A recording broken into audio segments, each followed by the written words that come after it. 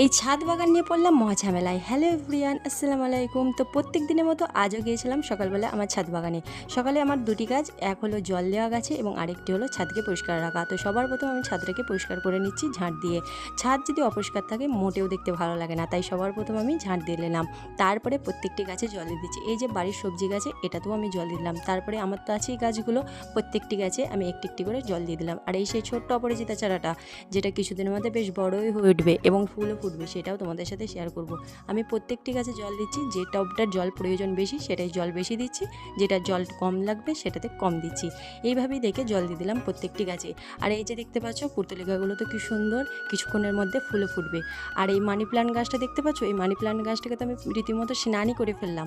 তারপরে প্রত্যেকটি গাছে জল দিয়ে দিলাম এবং এই যে চারা গাছগুলো এগুলোতেও কিছু জল দিয়ে দিলাম। যদি ভিডিওটা ভালো লাগে প্লিজ চ্যানেলটা সাবস্ক্রাইব করে লাইক কমেন্ট করতে ভুলো না।